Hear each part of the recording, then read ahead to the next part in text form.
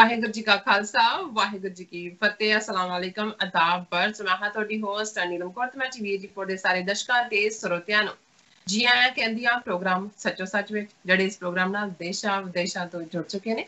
Khalsa affair centre ਦੇ ਸੰਚਾਲਕ doctor Amarjit Singh ji ਸਾਡੇ ਨਾਲ ਇਸ ਟਾਈਮ ਸਕਾਈਪ ਰਾਹੀਂ ਮੌਜੂਦ ਨੇ। ਆਓ ਉਹਨਾਂ ਨਾਲ ਗੱਲਬਾਤ ਕਰਕੇ ਅੱਜ ਦੇ ਪ੍ਰੋਗਰਾਮ ਦਾ ਆਗਾਜ਼ ਕਰਦੇ ਹਾਂ। ਜੀ ਰਾਜ ਸਾਹਿਬ ਵਾਹਿਗੁਰੂ ਜੀ ਕਾ ਖਾਲਸਾ ਵਾਹਿਗੁਰੂ ਜੀ ਕੀ ਫਤਿਹ। हाँ जी नीलम कौर जी ਤੁਹਾਨੂੰ ਵੀ ਤੇ ਦੁਨੀਆ ਭਰ ਚ ਬੈਠੇ ਸਾਡੇ ਬਹੁਤ ਹੀ ਪਿਆਰੇ ਤੇ ਸੋਹਣੇ TV84 ਦੇ ਦਰਸ਼ਕਾਂ ਨੂੰ ਵੀ ਵਾਹਿਗੁਰੂ ਜੀ ਕਾ ਖਾਲਸਾ ਵਾਹਿਗੁਰੂ ਜੀ ਕੀ ਫਤਿਹ। ਹੀਰਾ ਸਾਹਿਬ ਜੀ ਆਇਆਂ ਨੂੰ ਪ੍ਰੋਗਰਾਮ ਸੱਚੋ ਸੱਚ ਵਿੱਚ ਬਹੁਤ ਸ਼ੁਕਰੀਆ। ਹੀਰਾ ਸਾਹਿਬ ਅੱਜ 22 ਜੂਨ 2020 7 ਹਾਰਡ ਨਾਨਕ ਸ਼ਾਹੀ ਸੰਮਤ 552 ਦਾ ਦਿਨ ਹੈ ਤੇ ਡਾਕਟਰ ਸਾਹਿਬ ਪ੍ਰੋਗਰਾਮ ਸ਼ੁਰੂ ਕਰਨ ਤੋਂ ਪਹਿਲਾਂ ਅਸੀਂ ਆਪਣੇ ਦਰਸ਼ਕਾਂ ਤੇ ਸਰੋਤਿਆਂ ਨੂੰ ਹਮੇਸ਼ਾ ਤਰ੍ਹਾਂ ਦੱਸੀਏ ਵਿਊਅਰਸ ਜੇ ਤੁਸੀਂ ਹੱਕ ਸੱਚ ਇਨਸਾਫ ਤੇ ਪੈਰਾ ਦਿੰਦਾ ਇੱਕੋ ਇੱਕ ਚੈਨਲ TV84 ਨੂੰ ਦੇਖਣਾ ਚਾਹੁੰਦੇ ਹੋ ਤਾਂ ਤੁਸੀਂ ਦੇਖ ਸਕਦੇ ਹੋ ਸਪੈਕਟਰਮ ਕੇਬਲ, ਆਰਸੀਐਮ ਕੇਬਲ, ਬੈਲਫਾਲ cable Canada, roku, Jadoo box, ਸ਼ਾਵਾ, ਫੇਸਬੁੱਕ TV84 ਦੀ ਐਪ ਰਾਹੀਂ online streaming and IP box ਤੇ ਤੁਸੀਂ TV84 ਨੂੰ ਦੇਖ ਸਕਦੇ ਹੋ। ਵਿਊਅਰਸ ਜੇ ਤੁਸੀਂ TV84 ਨਾਲ ਜਾਂ ਪ੍ਰੋਗਰਾਮ ਸੱਚੋ ਸੱਚ ਨਾਲ ਫੇਸਬੁੱਕ ਰਾਹੀਂ ਜੁੜੇ ਹੋ ਤਾਂ ਇਸ ਨੂੰ ਵੱਧ ਤੋਂ ਵੱਧ ਲਾਈਕ ਕਰੋ ਤੇ ਸ਼ੇਅਰ ਕਰੋ ਅਤੇ ਨਾਲ ਹੀ YouTube ਤੇ ਸਬਸਕ੍ਰਾਈਬ ਵੀ ਕਰੋ। ਇਹ ਵੀ ਦੱਸ ਦਿਓ ਕਿ ਤੁਸੀਂ TV84 ਦੀ ਐਪ ਨੂੰ ਐਂਡਰੋਇਡ ਐਂਡ ਐਪ ਸਟੋਰ ਤੇ ਡਾਊਨਲੋਡ ਕਰਕੇ ਜੋ TV84 ਦੀ ਲਾਈਵ ਸਟ੍ਰੀਮ ਹੈ ਇਸ ਨੂੰ ਤੁਸੀਂ 24 ਆਵਰਸ ਦੇਖ ਸਕਦੇ ਹੋ। ਵਿਊਅਰਸ ਹੁਣ ਅਸੀਂ ਆਪਣੇ ਪ੍ਰੋਗਰਾਮ ਦੀ ਸ਼ੁਰੂਆਤ ਕਰਨ ਜਾ ਰਹੇ ਹਾਂ। ਪ੍ਰੋਗਰਾਮ ਦੇ ਸ਼ੁਰੂ ਵਿੱਚ ਜਿਸ ਤਰ੍ਹਾਂ ਕਿ ਆਪਾਂ ਆਸ ਕਰਦੇ ਹਾਂ ਕਿ ਤੁਹਾਡਾ ਜੋ ਵੀਕਐਂਡ ਹੈ ਬਹੁਤ ਹੀ ਵਧੀਆ ਗੁਜ਼ਰਿਆ ਹੋਏਗਾ ਔਰ ਕੱਲ ਫਾਦਰਸ ਡੇ ਵੀ ਸੀ ਸੋ ਸਾਰਿਆਂ ਨੇ ਬਹੁਤ ਹੀ ਵਧੀਆ ਸੈਲੀਬ੍ਰੇਟ ਕੀਤਾ ਹੋਏਗਾ ਇਸ ਨੂੰ। ਸੋ ਵਿਊਅਰਸ ਹੁਣ ਅਸੀਂ ਆਪਣੇ ਪ੍ਰੋਗਰਾਮ ਦੇ ਵਿੱਚ ਜੋ ਵਿਚਾਰੇ ਜਾਣ ਵਾਲੇ ਜੋ ਮੇਨ ਇਸ਼ੂ ਨੇ ਉਹਨਾਂ ਬਾਰੇ ਆਪਾਂ ਗੱਲਬਾਤ ਕਰਾਂਗੇ ਕਿ ਪਹਿਲੇ ਸੈਗਮੈਂਟ ਦੇ ਵਿੱਚ ਆਪਾਂ ਕਿਹੜਾ ਇਸ਼ੂ ਤੋਂ ਨਾਲ ਡਿਸਕਸ ਕਰਨ ਜਾ ਰਹੇ ਹਾਂ। ਔਰ ਪਹਿਲੇ ਸੈਗਮੈਂਟ ਦੇ ਵਿੱਚ ਆਪਾਂ ਗੱਲਬਾਤ ਕਰ ਰਹੇ ਹਾਂ ਚੀਨ ਤੇ ਭਾਰਤ ਵਿਚਾਲੇ ਜੋ ਚੱਲ ਰਹੀ ਤਨਾਤਨੀ ਦੌਰਾਨ ਮੋਦੀ ਦਾ ਇਹ ਬਿਆਨ ਹੈ ਕਿ ਨਾ ਚੀਨ ਭਾਰਤ ਦੇ ਇਲਾਕੇ ਵਿੱਚ ਵੜਿਆ ਹੈ ਅਤੇ ਨਾ ਹੀ ਚੀਨ ਨੇ ਭਾਰਤ ਦੀ ਕਿਸੇ ਚੌਂਕੀ ਤੇ ਕਬਜ਼ਾ ਕੀਤਾ ਹੈ। ਇਹ ਬਿਆਨ ਇੱਕ ਖੁਦਕੁਸ਼ੀ ਸਾਬਤ ਹੋਇਆ ਹੈ। ਚੀਨ ਨੇ ਇਸ ਦਾ ਸਵਾਗਤ ਕੀਤਾ ਹੈ ਤੇ ਭਾਰਤ ਵਿੱਚ ਲੋਕ ਆਪਣੇ ਆਪ ਨੂੰ ਠੱਗੇ ਹੋਏ ਮਹਿਸੂਸ ਕਰ ਰਹੇ ਹਨ।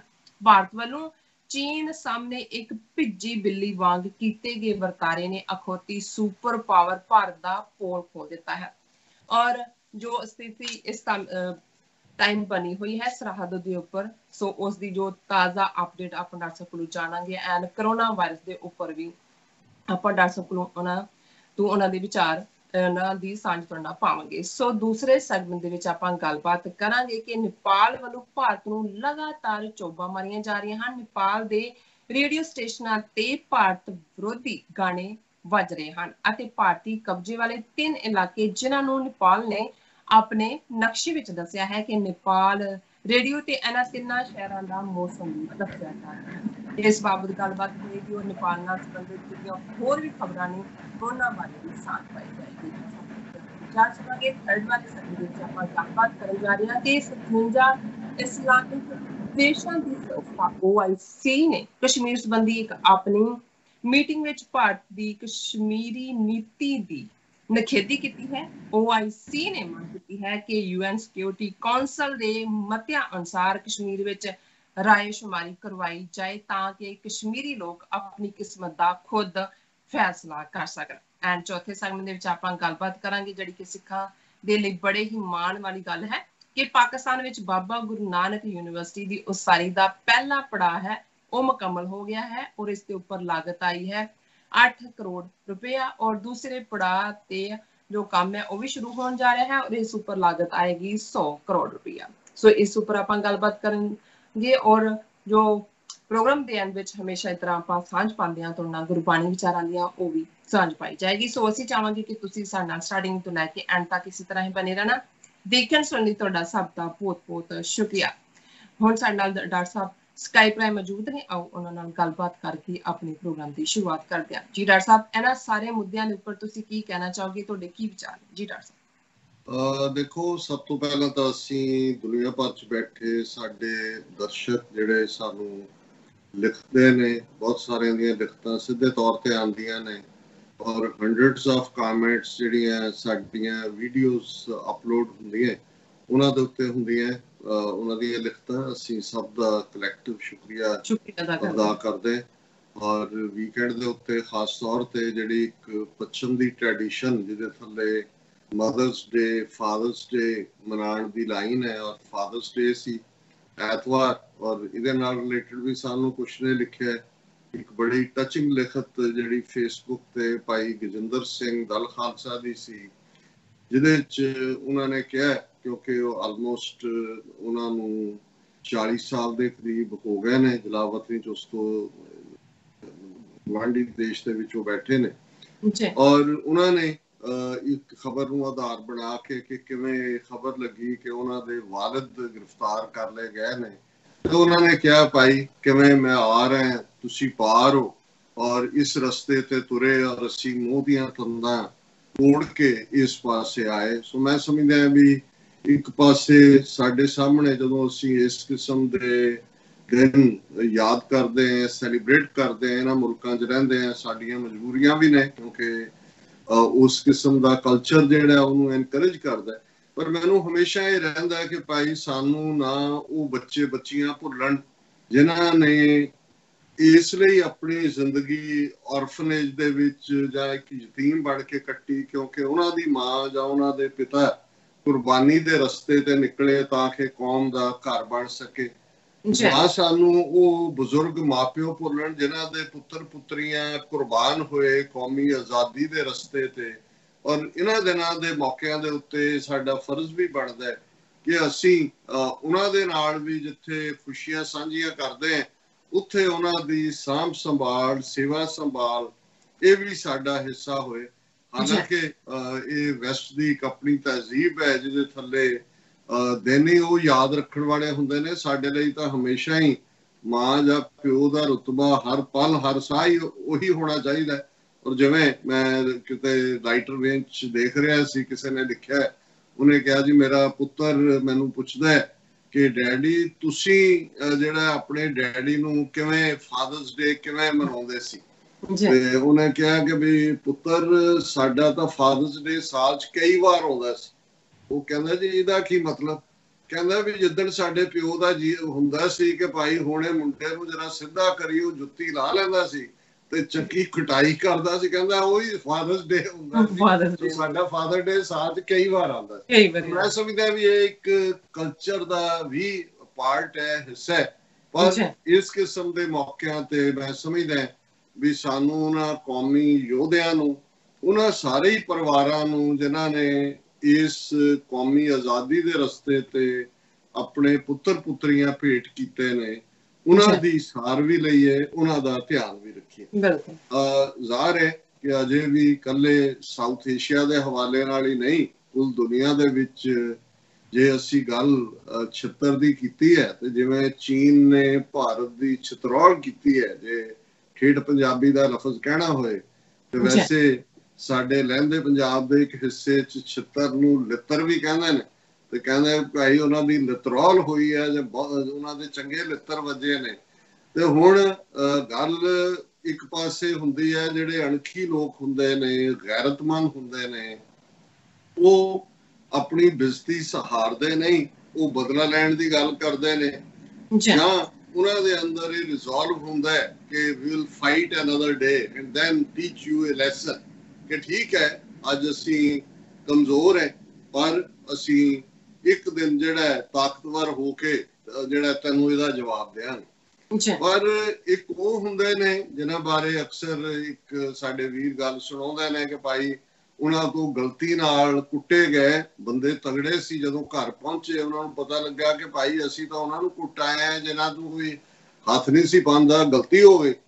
ਤੇ ਉਹ ਘਬਰਾਏ, ਆਪਣੇ ਦੋਸਤਾਂ ਨੂੰ ਪੁੱਛਣ ਕਿ ਭਾਈ ਹੁਣ ਕੀ ਕਰੀਏ? ਕਹਿੰਦੇ ਕਰਨਾ ਕਦਰਨਾ ਕੀ ਹੈ? ਉਹਨਾਂ ਕਹਿੰਦਾ ਤੁਹਾਡਾ ਬਹੁਤ ਬੁਰਾ ਹਾਲ ਕਰਨਾ ਹੈ, ਤੁਹਾਡੇ ਸਾਰੇ ਕਹਿੰਦੇ ਨੇ ਆ ਸਾਰੇ ਟੱਬਰ ਬੰਨ ਕੇ ਉਹਨਾਂ ਲੈ ਜਾਣੇ।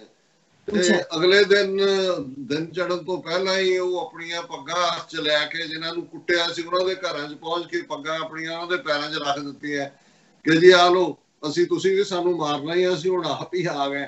ਸੋ ਹੁਣ ਇਹ ਵੀ ਕੈਟਾਗਰੀਜ਼ ਨਾਲ ਹੁੰਦੀ ਹੈ, ਕਿਉਂਕਿ ਇੱਕ ਪਾਸੇ ਜਿਸ ਕਿਸਮ ਦਾ ਨੈਸ਼ਨਲਿਜ਼ਮ ਦੇ ਨਾਂ ਥੱਲੇ ਹਿੰਦੂ ਬਹਾਦਰ, ਪ੍ਰਾਚੀਨ ਸਭਿਅਤਾ ਔਰ ਪਾਕਿਸਤਾਨ ਦੇ ਹਵਾਲੇ ਨਾਲ ਜਿਵੇਂ ਇਹਨਾਂ ਨੇ 6 ਸਾਲਾਂ 'ਚ ਅੱਤ ਚੁੱਕੀ ਹੋਈ ਸੀ, ਪਹਿਲਾਂ ਇਸ ਕਿਸਮ ਦਾ ਘੁਸ ਕੇ ਮਾਰੇਂਗੇ, ਫਿਰ ਹੋਇਆ ਕਿ ਘੁਸ ਕੇ ਮਾਰਾ, ਜੋ ਇਹਨਾਂ ਨੇ ਉਹ ਸਰਜੀਕਲ ਸਟ੍ਰਾਈਕ ਦੇ ਨਾਂ ਥੱਲੇ ਜਿਵੇਂ ਇਹਨਾਂ ਨੇ ਸੌਦਾ ਵੇਚਿਆ, ਜਿਸ ਕਿਸਮ ਦਾ ਇਹ ਸਾਰਾ ਉਹਨਾਂ ਨੇ ਦੇਸ਼ ਦੇ ਵਿੱਚ ਇੱਕ ਉਸ ਕਿਸਮ ਦੀ ਸੂਡੋ ਸਪਿਰਿਟ ਜਿਹਦੇ ਕੋਈ ਪੈਰ ਨਹੀਂ ਸੀ ਉਹ ਖੜੀ ਕਰ ਦਿੱਤੀ।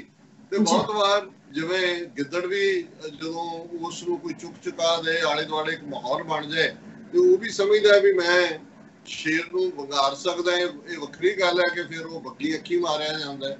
ਲੇਕਿਨ ਇਹ ਇੰਨੀ ਜਲਦੀ ਇਹਨਾਂ ਦਾ ਨਿਤਾਰਾ ਹੋ ਜਾਏਗਾ, ਇਹ ਸ਼ਾਇਦ ਇਹਨਾਂ ਨੂੰ ਆਪ ਨੂੰ ਵੀ ਅਹਿਸਾਸ ਨਹੀਂ ਹੋਏਗਾ ਕਿ ਭਾਈ ਠੀਕ ਹੈ, ਉਹਨਾਂ ਨੂੰ ਲੱਗਦਾ ਸੀ ਕਿ ਭਾਈ ਅਸੀਂ ਦੁਨੀਆ ਨੂੰ ਬੇਵਕੂਫ ਬਣਾ ਰਹੇ ਹਾਂ, ਅਮਰੀਕਾ ਨੂੰ ਵੀ ਅਸੀਂ ਜਿਹੜਾ ਉਹ ਦੱਸ ਰਹੇ ਹਾਂ ਜੀ ਕਿ ਅਸੀਂ ਕਿਵੇਂ ਤੁਹਾਡੀ ਪ੍ਰੌਕਸੀ ਹੈ ਔਰ ਅਸੀਂ ਤੁਹਾਡੇ ਨਾਲ ਕੁਆਡ ਵੀ ਬਣ ਗਈ, ਆਸਟ੍ਰੇਲੀਆ ਨਾਲ ਹੈ ਜਿਹੜਾ ਉਸ ਖਿੱਤੇ ਦੇ ਵਿੱਚ, ਨਾਲ ਜਾਪਾਨ ਹੈ, ਸਾਊਥ ਕੋਰੀਆ ਹੈ ਜਾਂ ਵੀਅਤਨਾਮ ਤੇ ਨਾਲ ਇਹ ਰਲ ਜਾਣਗੇ, ਅੱਗੋਂ ਉਹੀ ਜਿਹੜੀ ਕੁਆਡ 4 ਦੇਸ਼ਾਂ ਦੀ ਹੈ ਉਹਨੂੰ ਫੌਜੀ ਸ਼ਕਤੀ ਬਣਾ ਦੇਵਾਂਗੇ, ਸਮੁੰਦਰ ਦੇ ਵਿੱਚ ਚੀਨ ਨੂੰ ਘੇਰ ਲਾਂਗੇ, ਪਹਿਲਾਂ ਇਹਨੂੰ ਜਿਹੜਾ ਪੈਸੀਫਿਕ ਓਸ਼ਨ ਦੇ ਵਿੱਚ, ਫਿਰ ਅਸੀਂ ਸਾਊਥ ਚਾਈਨਾ ਸੀ ਚ ਵੀ ਔਰ ਇੱਧਰ ਉੱਧਰ। ਸੋ ਅਮਰੀਕਾ ਵੀ, ਕਿਉਂਕਿ ਮੈਂ ਬਹੁਤ ਵਾਰ ਦੇਖਦਾ ਅਮਰੀਕਨ ਜਦੋਂ ਇਹ ਮਾਮਲਾ ਸਾਡੇ ਉਸ ਖਿੱਤੇ ਦਾ ਆਉਂਦਾ, ਬ੍ਰਿਟਿਸ਼ ਬਹੁਤ ਸ਼ਰੂਡ ਨੇ, ਉਹਨਾਂ ਨੇ ਡੀਲ ਕੀਤਾ ਹੈ, ਉਹਨਾਂ ਨੂੰ ਪਤਾ ਹੈ।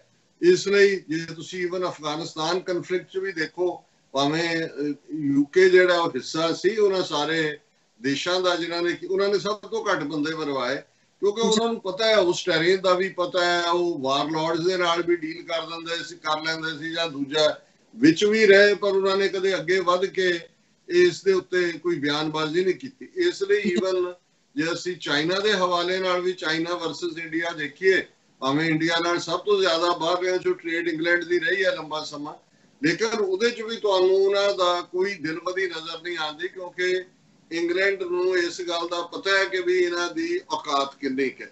ਔਰ ਇਹੀ ਹਾਲ ਅਸੀਂ ਯੂਰਪ ਦੇ ਬਾਕੀ ਮੁਲਕਾਂ 'ਚ ਵੀ ਦੇਖ ਸਕਦੇ ਹਾਂ। ਹੁਣ ਉਹ ਫਰਾਂਸ ਹੈ ਜਾਂ ਜਰਮਨੀ ਵਰਗੇ ਮੁਲਕ ਜਿਹੜੇ ਅਦਰਵਾਈਜ਼ ਭਾਰਤ ਨੂੰ ਜੀ UN ਸਿਕਿਉਰਿਟੀ ਕੌਂਸਲ ਵੀ ਥਾਂ ਮਿਲੇ, ਇੱਧਰ ਮਿਲੇ ਉੱਧਰ ਮਿਲੇ, ਉਦਾਂ ਦੇ ਬਿਆਨ ਦੇ ਦਿੰਦੇ ਨੇ। ਹਾਲਾਂ ਉਹਨਾਂ ਨੂੰ ਵੀ ਪਤਾ ਹੈ ਵੀ ਇਹਨਾਂ ਦਾ ਮਤਲਬ ਕੋਈ ਨਹੀਂ ਹੈ ਕਿਉਂਕਿ ਅਲਟੀਮੇਟਲੀ ਚਾਈਨਾ ਕੋਲ ਵੀਟੋ ਪਾਵਰ ਹੈ। ਜਦੋਂ ਤੱਕ ਚਾਈਨਾ ਨਹੀਂ ਚਾਹੇਗਾ ਕੋਈ ਵੀ permanent member UN security council ਦਾ ਨਹੀਂ ਬਣ ਸਕਦਾ। ਤੇ UN ਦੇ ਰਿਫਾਰਮ ਕਦੋਂ ਹੋਣੇ ਨੇ ਉਹ ਤਾਂ ਜਿਹੜਾ ਹਜ਼ਾਰਾਂ ਸਾਲ ਵੀ ਇੰਤਜ਼ਾਰ ਕਰ ਸਕਦੇ ਨੇ ਕਿ ਭਾਈ ਹੋਏਗਾ, ਕਿਉਂਕਿ ਕਿਸੇ ਦਾ ਵੀ ਸਟੇਟਸ ਕੋ ਨੂੰ ਛੇੜਨ ਨੂੰ ਜੀ ਨਹੀਂ ਕਰਦਾ। ਇਸ ਲਈ ਜੇ ਕੋਈ ਗਲੀਬਲ ਹੈ ਇਸ ਮਾਮਲੇ 'ਚ ਅਮਰੀਕਾ, ਔਰ ਅਮਰੀਕਨ ਜਿਹੜੇ ਨੇ ਉਹ ਫਸ ਗਏ, ਉਹਨਾਂ ਨੂੰ ਵੀ ਲੱਗਾ ਵੀ ਬੜਾ ਭਾਰਤ ਇੱਕ ਡੈਮੋਕ੍ਰੇਸੀ, ਜਮਹੂਰੀਅਤ, ਉਭਰਦੀ ਪਾਵਰ, ਔਰ ਇਹ ਜਿਹੜਾ ਸਾਨੂੰ ਜਿਹੜਾ ਹੈ ਉਹ ਸਾਡੇ ਲਈ ਅੱਗੋਂ ਢਾਲ ਵੀ ਬਣੇਗਾ, ਸਾਡੀ ਤਲਵਾਰ ਵੀ ਬਣੇਗਾ। ਸੋ ਜਿਹੜੀ ਕੁੱਟ ਜਿਸ ਅੰਦਾਜ਼ 'ਚ ਚੀਨ ਨੇ, ਔਰ ਅਸੀਂ ਇਹ ਦੇਖਦੇ ਹਾਂ ਕਿ ਇਹਨਾਂ 2 ਮਹੀਨਿਆਂ ਦੇ ਵਿੱਚ ਜਿਹੜੀ ਹੇਠਲੀ ਉੱਤੇ ਲਿਆਉਣ ਵਾਲੀ ਗੱਲ ਹੁੰਦੀ, ਅੱਜ ਚਾਈਨਾ ਉਹ ਗਲਵਾਨ ਵੈਲੀ ਹੋਏ, ਉਸ ਦੇ ਵਿੱਚ ਪੌਂਗ ਲੇਕ ਹੋਏ ਜਿਹਦੇ ਉੱਤੇ ਆ ਕੇ ਬੈਠੇ ਨੇ 4-5 ਨੁਕਤਿਆਂ ਉਹਨਾਂ ਦੀਆਂ 8 ਜਾਂ 9 ਫਿੰਗਰਸ ਚੋਂ ਸਿਰਫ ਇੱਕ ਇਹਨਾਂ ਦੇ ਕੋਲ ਆ, ਉਹ ਸਟ੍ਰੈਟਜੀਕਲੀ ਬੈਠ ਗਏ ਨੇ, ਜਿੱਥੋਂ ਉਹ ਆਲਰੇਡੀ ਜਿਹੜਾ ਸਿੱਕਮ ਦੇ ਵਿੱਚ ਚਿਕਨ ਨੈਕ ਹੈ ਉਹਨੂੰ ਤਾਂ ਜਦੋਂ ਮਰਜ਼ੀ ਉਹ ਮਰੋੜਨ ਦੀ ਸਮਰੱਥਾ ਰੱਖਦੇ ਹੀ ਸੀ। ਇਹ ਤਾਂ ਫਰਲੌਂਗ ਰਿਹਾ ਕਿ ਵੀ ਜਦੋਂ ਮਰਜ਼ੀ ਉਹ 7 ਸਟੇਟਾਂ ਨੂੰ ਕੱਟ ਦੇਣ। ਪਰ ਹੁਣ ਜਿਸ ਕਿਸਮ ਦੀ ਸਟ੍ਰੈਟੇਜਿਕ ਐਡਵਾਂਟੇਜ ਜਿਹੜੀ ਗਲਵਾਨ ਵੈਲੀ ਈਵਨ 1959 ਤੋਂ ਬਾਅਦ ਚੀਨ ਨੇ ਕਲੇਮ ਨਹੀਂ ਸੀ ਕੀਤੀ, ਹੁਣ ਐਕਚੁਅਲੀ ਉਹਨਾਂ ਨੇ ਐਕਵਾਇਰ ਕਰਕੇ ਇਹ ਕਿਹਾ ਕਿ ਵੀ ਇਹ ਤਾਂ ਸਾਡੀ ਹੈ, ਸੀ ਨਹੀਂ। ਔਰ ਉਹਨੂੰ ਕਦੇ ਵੀ ਜਿਹੜਾ ਉਹਨਾਂ ਨੇ ਪਹਿਲਾਂ ਭਾਰਤ ਨੇ ਨਹੀਂ ਸੀ ਕਬੂਲਿਆ ਕਿ ਵੀ ਇਹ ਹੁਣ ਜੇ ਸੱਚਮੁੱਚ ਇਹਨਾਂ ਦੇ ਅੰਦਰ ਕੋਈ ਕਾਣਾਪਨ ਨਾ ਹੁੰਦਾ, ਹੁਣ ਕੀ ਚੱਲ ਰਿਹਾ ਹੈ ਵੈਦਰ ਅਸੀਂ ਦੇਖ ਰਹੇ ਹਾਂ ਵੀ ਜੇ ਹੁਣ ਇਸ ਕਿਸਮ ਦੀਆਂ ਗੱਲਾਂ ਈਵਨ ਇਹਨਾਂ ਦੇ ਜੌਨ ਬੋਲਟਨ ਸਿਕਿਉਰਿਟੀ ਐਡਵਾਈਜ਼ਰ ਨੇ ਪ੍ਰੈਜ਼ੀਡੈਂਟ ਟਰੰਪ ਦੇ ਹਵਾਲੇ ਨਾਲ ਲਿਖੀ ਹੈ ਕਿ ਜੀ ਉਹ ਜਦੋਂ G20 ਦੀ ਮੀਟਿੰਗ ਵੇਲੇ ਸ਼ੀ ਜਿਨਪਿੰਗ ਨੂੰ ਮਿਲਿਆ ਔਰ ਉਹਨਾਂ ਨੂੰ ਕਿਹਾ ਕਿ ਜੀ ਤੁਸੀਂ ਜਿਹੜਾ ਮਦਦ ਕਰੋ ਮੇਰੀ ਸੈਕੰਡ ਟਰਮ ਨੂੰ ਜਿੱਤਣ ਦੇ ਵਿੱਚ, ਔਰ ਉਹ ਮਦਦ ਇਹ ਹੈ ਕਿ ਵੀ ਤੁਸੀਂ ਸਾਡੇ ਜਿਹੜੇ ਕਿਸਾਨ ਨੇ ਉਹਨਾਂ ਦੀ ਇੱਕ ਸਟਰੋਂਗ ਲੌਬੀ ਹੈ ਔਰ ਤੁਸੀਂ ਸਾਡੀ ਸੋਇਆਬੀਨ ਔਰ ਵੀਟ ਖਰੀਦ ਲਓ।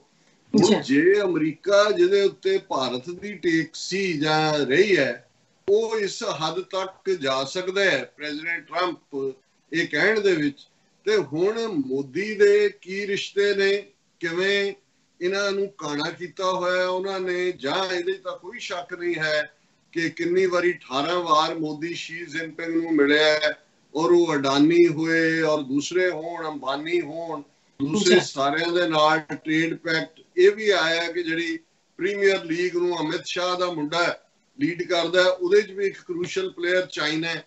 ਇਹ ਵੀ ਸਾਹਮਣੇ ਆਇਆ ਵੀ ਜਦੋਂ ਇਹ ਸਾਰੇ ਕਨਫਲਿਕਟ ਚੱਲ ਰਿਹਾ ਸੀ, ਸਟਿਲ ਉਹ ਰੇਲਵੇ ਦੇ ਪ੍ਰੋਜੈਕਟ ਹੋਣ, ਦੂਜੇ ਹੋਣ, ਉਹ ਇਹਨਾਂ ਨੂੰ ਅਵਾਰਡ ਕੀਤੇ ਜਾ ਰਹੇ ਸੀ।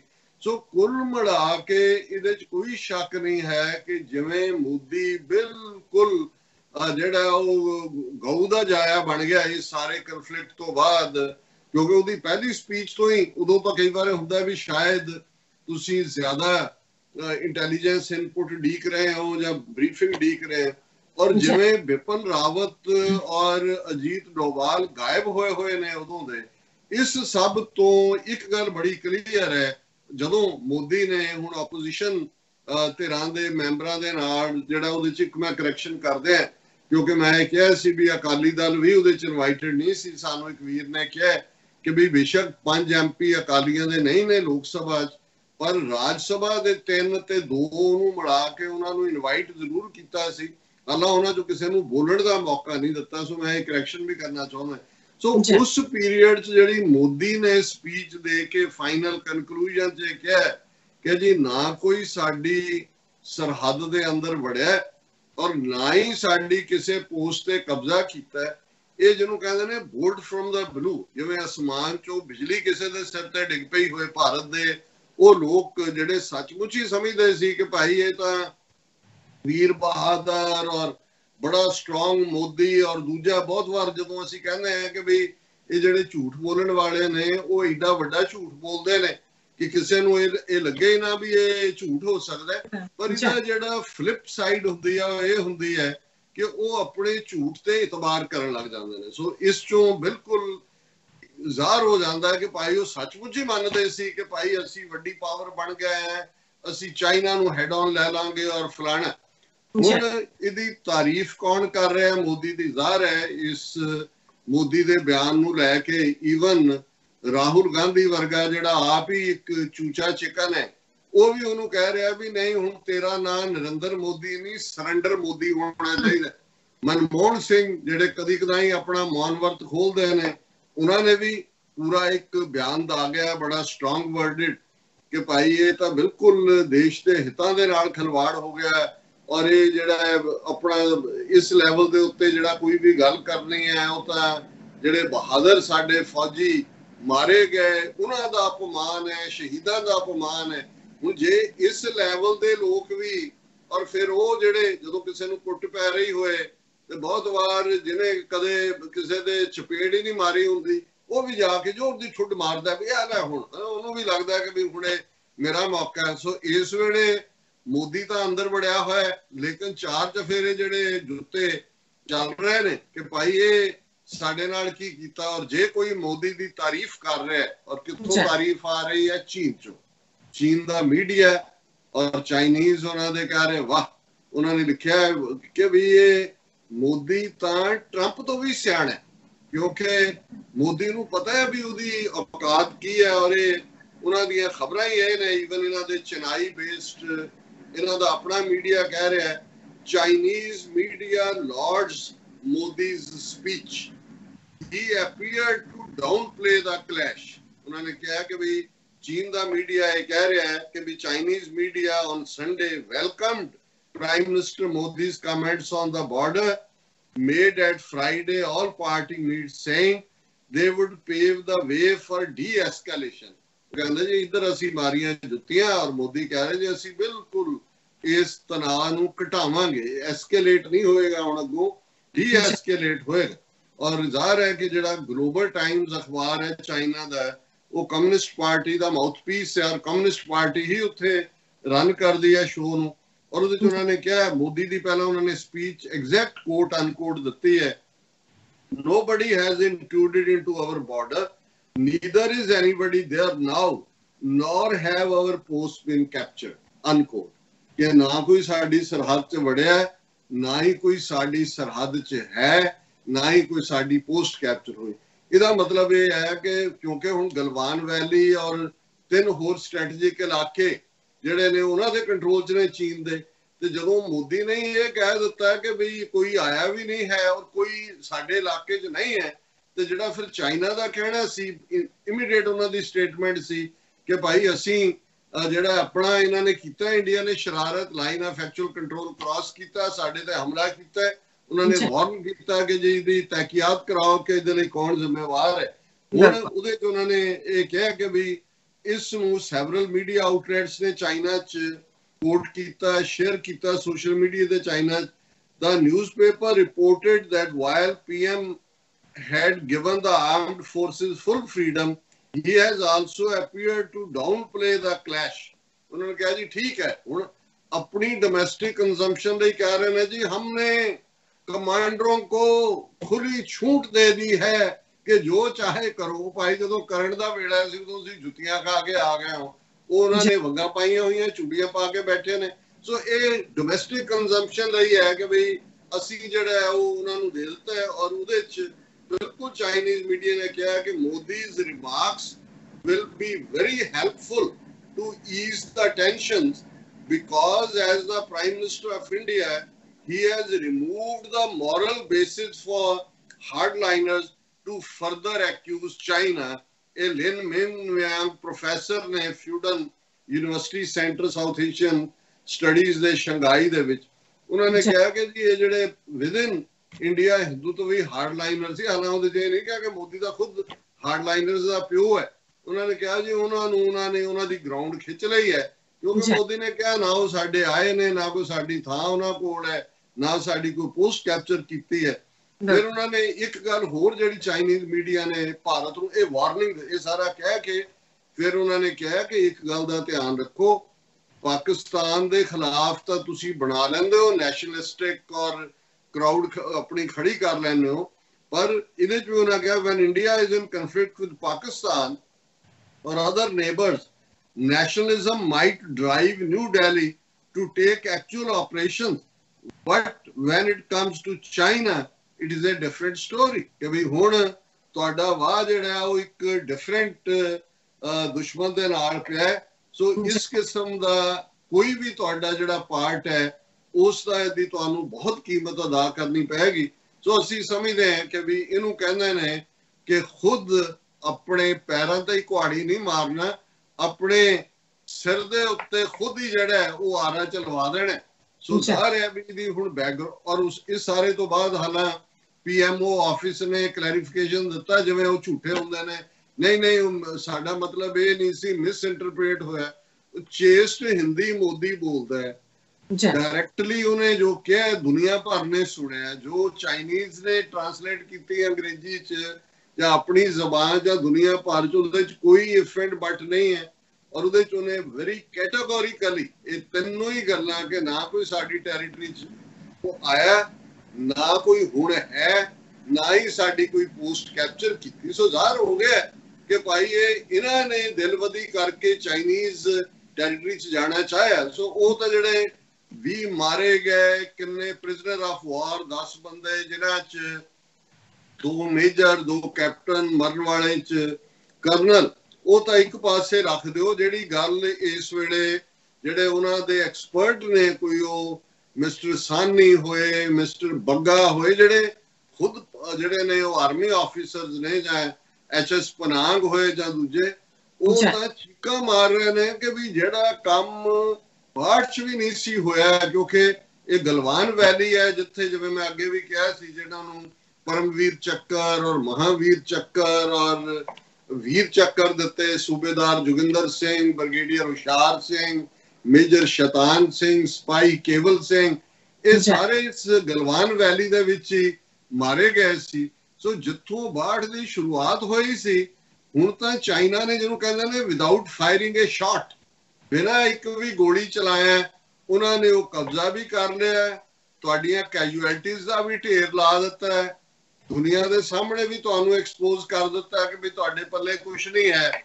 ਔਰ ਹੁਣ ਚਾਈਨਾ ਤਾਂ ਕਹਿੰਦਾ ਵੀ ਹਾਂ ਅੱਜ ਵੀ ਜਦੋਂ ਅਸੀਂ ਇਹ ਗੱਲਬਾਤ ਕਰ ਰਹੇ ਹਾਂ ਉਹਨਾਂ ਦੇ ਮੇਜਰ ਜਨਰਲ ਲੈਵਲ ਦੇ ਉੱਤੇ ਗੱਲਬਾਤ ਹੋਣੀ ਹੈ। ਫਿਰ ਹੋਰ ਤਾਂ ਕਿਤੇ ਹੁੰਦਾ ਨਹੀਂ, ਅਮਰੀਕਾ ਨੇ ਵੀ ਪੱਲਾ ਨਹੀਂ ਫੜਾਇਆ ਕੋਈ ਵੀ, ਜਿਵੇਂ ਜੌਨ ਬੋਲਟਨ ਦੀ ਕਿਤਾਬ 'ਚ ਇਹ ਵੀ ਆਇਆ ਕਿ ਵੀ ਈਵਨ ਇੰਡੀਆ ਕਿਤੇ ਉਹਦੇ ਜਿੰਨੇ ਵੀ ਉਹਨੇ ਐਨੈਕਡੋਟ ਦਿੱਤੇ ਨੇ ਜਿਨ੍ਹਾਂ ਤੇ ਬੇਸ ਉਹਨੇ ਕਾਫੀ ਟਰੰਪ ਨੂੰ ਡੈਮੇਜ ਕੀਤਾ, ਲੇਕਿਨ ਭਾਰਤ ਬਾਰੇ ਉਹਨੇ ਕਿਹਾ ਵੀ ਜਦੋਂ ਇਹ ਬਾਲਾਕੋਟ ਜਾਂ ਦੂਜਾ ਵੀ ਹੋਇਆ ਸੀ, ਅੰਦਰੂਨੀ ਵਾਲਿਆਂ ਨੂੰ ਪਤਾ ਸੀ ਵੀ ਗੱਲ ਅੱਗੇ ਨਹੀਂ ਜਾਣੀ। ਇਹਦਾ ਮਤਲਬ ਇਹ ਸੀ ਕਿ ਇਹਨਾਂ ਨੂੰ ਪਤਾ ਸੀ ਵੀ ਇਹ ਫੇਕ ਹੈ, ਇਹ ਉਹਨੇ ਨਹੀਂ ਕਿਹਾ ਲਫ਼ਜ਼ ਐਗਜ਼ੈਕਟਲੀ।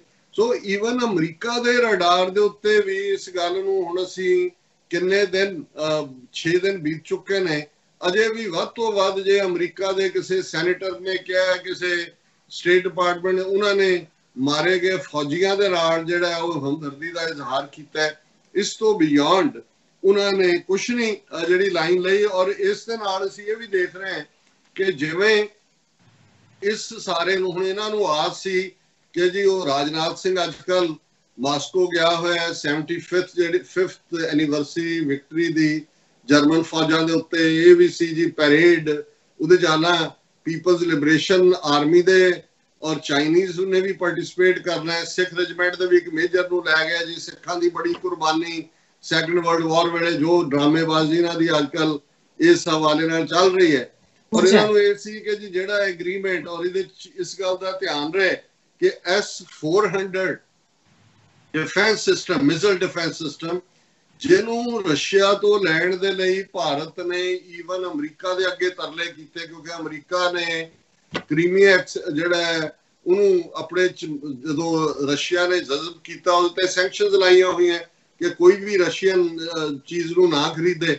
ਪਰ ਭਾਰਤ ਨੇ ਤਰਲੇ ਇਹ ਕਰਕੇ ਕਿ ਜੀ S-400 ਇਹ ਬੜਾ ਇੰਪੋਰਟੈਂਟ ਹੈ ਸਾਡੇ ਲਈ ਮਿਸਾਈਲ ਡਿਫੈਂਸ ਸਿਸਟਮ, ਇਹ ਸਾਨੂੰ ਲੈਣ ਦਿਓ ਜਾਂ ਦੂਜਾ, ਉਹਨਾਂ ਨੂੰ ਵੀ ਥੋੜਾ ਜਿਹਾ ਸੌਫਟ ਕਾਰਨਰ ਰੱਖਿਆ। ਔਰ ਉਹਦੀ ਆਲਮੋਸਟ 80% ਪੇਮੈਂਟ ਜਿਹੜੀ ਹੈ ਉਹ ਇੰਡੀਆ ਕਰ ਚੁੱਕਾ ਹੈ।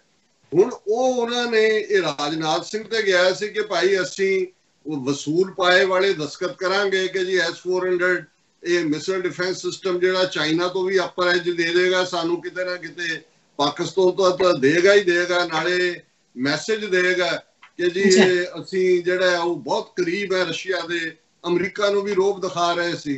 ਹੁਣ ਜਿਹਨੂੰ ਤੁਸੀਂ ਇਹ ਕਹੋ ਕਿ ਭਾਈ ਘੜਿਆਂ ਪਾਣੀ ਪੈ ਜਾਣਾ ਸਿਰ ਤੇ, ਉਹ ਇਹ ਹੈ ਇਹਦੇ 'ਚ ਦੋ ਗੱਲਾਂ ਸਾਹਮਣੇ ਆਈਆਂ। ਇੱਕ ਤਾਂ ਰਸ਼ੀਆ ਨੇ ਕਿਹਾ ਜੀ ਦੇਖੋ COVID-19 ਦੀ ਵਜ੍ਹਾ ਕਰਕੇ ਜਿਹੜੀਆਂ ਸਾਡਾ ਸਾਰਾ ਬੰਦ ਹੈ ਮੈਨੂਫੈਕਚਰਿੰਗ ਲਾਈਨ ਔਰ ਜਿੱਥੇ ਯੂਨਿਟਸ ਅਸੈਂਬਲਿੰਗ ਲਾਈਨ, ਔਰ ਅਸੀਂ ਇਹ ਤੁਹਾਨੂੰ ਦਸੰਬਰ 2021 ਦੇ ਵਿੱਚ ਡਿਲੀਵਰ ਕਰ ਸਕਦੇ, ਕੰਪਲੀਟ ਹੋਏਗਾ, ਤੇ 22 ਤੱਕ ਦੀ ਅਸੀਂ ਗਾਰੰਟੀ ਲੈਂਦੇ। ਮਤਲਬ ਇਹ ਹੈ ਕਿ ਜਿਹੜਾ ਇਮੀਡੀਏਟਲੀ ਇਹ ਚੀਨ ਦੇ ਖਿਲਾਫ ਇੱਕ ਆਪਣਾ ਕਿ ਜੀ ਸਾਡੇ ਕੋਲ ਹਥਿਆਰਾਂ ਦਾ ਜ਼ਖੀਰਾ ਜਿਹਦੇ ਚ S-400 ਮਿਸਾਈਲ ਡਿਫੈਂਸ ਸਿਸਟਮ ਵੀ ਹੈ, ਉਹ ਵੀ ਡਿੱਗ ਪਿਆ। ਪਰ ਇਹਦੇ ਨਾਲ ਉਹ ਹੋ ਗਿਆ ਕਿ ਬਈ ਰਸ਼ੀਆ ਨੇ ਵੀ ਇਹਦੇ ਨਾਲ ਚਾਈਨਾ ਨੂੰ ਮੈਸੇਜ, ਇਸ ਵੇਲੇ ਰਸ਼ੀਆ ਔਰ ਚਾਈਨਾ ਦੀ ਬੜੀ ਕੁਰਬਤ ਹੈ, ਉਹਨਾਂ ਨੇ ਆਲਰੇਡੀ ਜਿਹੜਾ ਇਹ ਅਲਾਇੰਸ ਬਣਾਇਆ ਕਿ ਭਾਈ ਅਮਰੀਕਾ ਨੂੰ ਅਸੀਂ ਇਸ ਖਿੱਤੇ 'ਚ ਨਹੀਂ ਵੜਨ ਦੇਣਾ। ਹਾਲਾਂਕਿ ਚਾਈਨਾ ਦੇ ਕੰਸਰਨ ਰਹੇ ਨੇ ਰਸ਼ੀਆ ਨਾਲ, ਬਾਰਡਰ ਫਾਈਟਸ ਵੀ ਰਹੀ ਹੈ। ਮਨਚੂਰੀਆ ਪ੍ਰੋਵਿੰਸ ਚਾਈਨਾ ਨੇ ਰਸ਼ੀਆ ਤੋਂ ਲਿਆ ਸੀ, ਜਿਹਨੂੰ ਬਰਬਾਦ ਕਰਕੇ ਗਏ ਸੀ, ਔਰ ਲੰਬਾ ਵਕਤ ਜਿਹੜਾ ਬਾਰਡਰ ਦੇ ਉੱਤੇ ਸਟਾਲਿਨ ਔਰ ਮਾਓ ਸੇ ਤੁੰਗ ਦੋਨੋਂ ਹੀ ਆਪਣੇ ਕਿਸਮ ਦੇ ਐਰੋਗੈਂਟ ਡਿਕਟੇਟਰ ਵੀ ਸੀ ਔਰ ਆਪਣੇ ਨੇਸ਼ਨ ਦੇ ਇੰਟਰਸਟ ਨੂੰ ਵੀ ਮੋਨੀਟਰ ਕਰਦੇ ਸੀ। ਪਰ ਬਹੁਤ ਵਾਰ ਇਵੇਂ ਹੁੰਦਾ ਵੀ ਜਿਹੜੇ ਲੜ ਵੀ ਰਹੇ ਹੁੰਦੇ ਨੇ, ਜਦੋਂ ਕੋਈ ਤੀਜੀ ਤਾਕਤਵਰ ਧਿਰ ਆਉਂਦੀ ਹੈ ਤਾਂ ਉਹ ਇਕੱਠੇ ਹੋ ਜਾਂਦੇ ਨੇ। ਸੋ ਜਿਸ ਅੰਦਾਜ਼ ਫਿਰ ਅਮਰੀਕਾ ਨੇ ਸੋਵੀਅਤ ਯੂਨੀਅਨ ਦਾ ਹਸ਼ਰ ਕੀਤਾ, ਉਹਨੂੰ ਤੋੜਿਆ 15 ਹਿੱਸਿਆਂ 'ਚ, ਔਰ ਰਸ਼ੀਆ ਇਨ ਦਾ ਮੀਨ ਟਾਈਮ ਚਾਈਨਾ ਐਮਰਜ ਹੁੰਦਾ ਗਿਆ। ਪਹਿਲਾਂ ਸੋਵੀਅਤ ਯੂਨੀਅਨ ਜਿਹੜਾ ਉਹ ਚਾਈਨਾ ਨੂੰ ਐਕਨੋਲਜ ਕਰਨ ਲਈ ਵੀ ਤਿਆਰ ਨਹੀਂ ਸੀ ਕਿ ਇਹ ਵੀ ਕੋਈ ਗਲੋਬਲ ਪਾਵਰ ਬਣ ਸਕਦਾ ਹੈ, ਕਿਉਂਕਿ ਉਹ ਸਮਝਦੇ ਸੀ ਜੀ ਸਾਡੀ ਟੱਕਰ ਤਾਂ ਅਮਰੀਕਾ ਨਾਲ ਹੈ। ਹੁਣ ਅਲਟੀਮੇਟਲੀ ਹਕੀਕਤ ਇਹ ਹੈ ਕਿ ਰਸ਼ੀਆ ਚਾਈਨਾ ਨੇ ਵੀ ਕਰ ਲਿਆ ਕਿ ਕੁਝ ਮੁੱਦਿਆਂ ਤੇ ਤੂੰ ਮੇਰਾ ਛੋਟਾ ਭਰਾ ਤੇ ਕੁਝ ਮੁੱਦਿਆਂ ਤੇ ਮੈਂ ਤੇਰਾ ਛੋਟਾ ਭਰਾ। ਸੋ ਬਹੁਤ ਸਾਰਾ ਕੁਝ, ਔਰ ਜਿਵੇਂ ਪਿਛਲੇ ਦਿਨਾਂ 'ਚ ਉਹਨਾਂ ਨੇ ਇੱਕ ਜੁਆਇੰਟ ਮਿਲਟਰੀ ਐਕਸਰਸਾਈਜ਼ ਕੀਤੀ ਜਿਹਦੇ 'ਚ ਹਜ਼ਾਰਾਂ ਚਾਈਨੀਜ਼ ਸੋਲਜਰ ਆਏ, ਦੋਨੋਂ ਜਿਹੜੇ ਨੇ ਸ਼ੀ ਜਿਨਪਿੰਗ ਔਰ ਮਿਸਟਰ ਪੁਟਿਨ, ਉਹਨਾਂ ਨੇ ਜੁਆਇੰਟਲੀ ਉਹਨੂੰ ਦੇਖਿਆ। ਉਹ ਮੈਸੇਜ ਸੀ ਅਮਰੀਕਾ ਨੂੰ ਕਿ ਭਾਈ ਸਾਡੀਆਂ ਫੋਰਸਿਸ ਇਕੱਠੀਆਂ ਨੇ। ਹੁਣ ਜਿਹਦੇ ਤੇ ਇੱਕ ਇੰਨੀ ਵੱਡੀ ਇਨਵੈਸਟਮੈਂਟ $580 ਮਿਲੀਅਨ ਦੀ S-400 ਮਿਸਾਈਲ ਡਿਫੈਂਸ ਸਿਸਟਮ ਤੇ ਇੰਡੀਆ ਨੇ ਕੀਤੀ, ਉਹਦੇ ਬਾਰੇ ਹੁਣ ਜਿਵੇਂ ਮੈਂ ਅੱਗੇ ਵੀ ਜ਼ਿਕਰ ਕੀਤਾ ਕਿ ਬਿਲਕੁਲ ਬੜਾ ਬਦਬੂਦਾਰ ਹਿੰਦੂਤਵੀ ਆਈਡੀਆਲੋਗ ਹੈ, ਨਫ਼ਰਤ ਨਾਲ ਭਰਿਆ ਹੋਇਆ ਮੁਸਲਮਾਨਾਂ ਨਾਲ ਲਈ। ਸਿੱਖਾਂ ਨੂੰ ਉਹ ਡੈਥ ਕਿਸ ਦੇ ਨਾਲ ਮਾਰਦਾ ਹੈ ਹਮੇਸ਼ਾ ਪਿੰਡਾਂ ਵਾਲਿਆਂ ਦੀ ਤਾਰੀਫ ਕਰਕੇ ਕਿ ਜੀ ਉਹ ਤਾਂ ਬਹੁਤ ਵੱਡੇ ਸੰਤ ਸੀ ਔਰ ਮੈਂ ਉਹਨਾਂ ਦੇ ਕੋਲ ਮਿਲਿਆ ਵੀ ਇਹ ਉਹ, ਲੇਕਿਨ ਉਹ ਇਹਨਾਂ ਸਾਰਿਆਂ ਨਾਲੋਂ ਵੈਲ ਇਨਫੋਰਮਡ ਹੈ। ਈਵਨ ਚਾਈਨੀਜ਼ ਲੈਂਗੁਏਜ ਵੀ ਉਹਨੂੰ ਆਉਂਦੀ ਹੈ ਔਰ ਕੀ ਚੱਲ ਰਿਹਾ ਮੁੜ ਕੇ ਇਦਾਂ ਦੇ ਨਿਕਲਦੇ ਹੁੰਦੇ ਨੇ, ਪਤਾ ਨਹੀਂ ਡਬਲ ਟ੍ਰਿਪਲ ਏਜੰਟ ਨਿਕਲੇ, ਮੁੜ ਕੇ CIA ਲਈ ਵੀ ਕੰਮ ਕਰਦਾ ਹੋਏ, ਚੀਨੀਆਂ ਲਈ ਵੀ ਕਰਦਾ ਹੋਏ, ਰਸ਼ੀਅਨ ਲਈ ਵੀ ਕਰਦਾ ਹੋਏ, ਹਿੰਦੂ ਕਵੀਆਂ ਲਈ ਤਾਂ ਕਰਦਾ ਹੀ ਕਰਦਾ। ਜਿਵੇਂ ਮੁਰਾਰਜੀ ਦੇਸਾਈ, ਉਹਦੇ ਬੜੇ ਸੋਹਲੇ ਗਾਏ ਜਾਂਦੇ ਸੀ ਕਿ ਜੀ ਇਹ ਜਿਹੜਾ ਗਾਂਧੀ ਦੀ ਲੈਗੇਸੀ ਔਰ ਉਹ ਆਪਣਾ ਪਿਸ਼ਾਬ ਆਪ ਹੀ ਪੀਂਦਾ ਸੀ। ਉਹਨੇ ਕਿਤਾਬ ਵੀ ਲਿਖੀ ਕਿ urine the water of my life, ਕਿ ਜੀ ਇੰਨੀ ਲੰਮੀ ਉਮਰ ਗਾਂਧੀ ਦੀ ਲੈਗੇਸੀ। ਹੁਣ 2 ਅਮਰੀਕਨ ਜਰਨਲਿਸਟਾਂ ਨੇ ਕਿਤਾਬ ਲਿਖੀ ਜਿਹਦੇ ਚ ਉਹਨਾਂ ਨੇ ਕਿਹਾ ਵੀ ਮੁਰਾਰਜੀ ਦੇਸਾਈ CIA ਲਈ ਕੰਮ ਕਰਦਾ ਸੀ। ਪਹਿਲਾਂ ਉਹਨੇ ਸੂ ਕਰਤਾ ਕਿ ਜੀ ਮੇਰੀ ਇਹ ਜਿਹੜੀ ਹੈ ਕਿਰਦਾਰ ਕੁਸ਼ੀ ਹੈ, ਬਾਅਦ ਜੋ ਵਾਪਸ ਵੀ ਲੈ ਲਿਆ। ਹੁਣ ਇਹ ਕੋਈ ਇਮੇਜਿਨ ਵੀ ਨਹੀਂ ਕਰ ਸਕਦਾ ਕਿ ਉਸ ਲੈਵਲ ਦਾ ਬੰਦਾ ਹੈ, ਹਾਲਾਂਕਿ ਕਮਿਊਨਿਸਟਾਂ ਦੇ ਖਿਲਾਫ ਸੀ, ਕਿ ਵੀ ਉਹ CIA ਲਈ ਕੰਮ ਕਰਦਾ। ਸੋ ਇਹ ਤੁਹਾਨੂੰ ਬਹੁਤ ਵਾਰ ਇੰਦਰਾ ਗਾਂਧੀ ਦਾ ਕੀ ਰੋਲ ਹੈ, ਮੈਨੂੰ ਕਦੇ ਵੀ ਇਹ ਹੋਏ ਕਿ ਜੀ ਉਹ KGB ਦੀ ਪੇਡ ਵੀ ਸੀ ਅਦਰ ਦੈਨ ਕਿ ਉਹਨੇ ਬਿਲਕੁਲ ਇੰਡੀਆ ਖੋਲਿਆ, ਤਾਂ ਕੋਈ ਹੈਰਾਨੀ ਨਹੀਂ ਹੋਏਗੀ। ਪਰ ਜਿਹੜੀ ਗੱਲ ਸੁਬਰਾਮਨੀਅਮ ਸਵਾਮੀ ਨੇ ਇਸ S-400 ਮਿਸਾਈਲ ਸਿਸਟਮ ਬਾਰੇ ਚੁੱਕੀ ਹੈ, ਔਰ ਇਹ ਜਿਹੜੀ ਗੱਲ ਈਵਨ ਇਕਨੋਮਿਕ ਟਾਈਮਸ ਨੇ ਜਿਹੜੀ ਮੈਂ ਪਹਿਲਾਂ ਗੱਲ ਕਹੀ ਆ, ਉਹਨਾਂ ਨੇ ਕਿਹਾ ਜੀ ਦਸੰਬਰ 2021 ਚ ਇਹ ਤਿਆਰ ਹੋਏਗਾ, ਫਿਰ ਅਸੀਂ ਤੁਹਾਨੂੰ ਦਿਆਂਗੇ।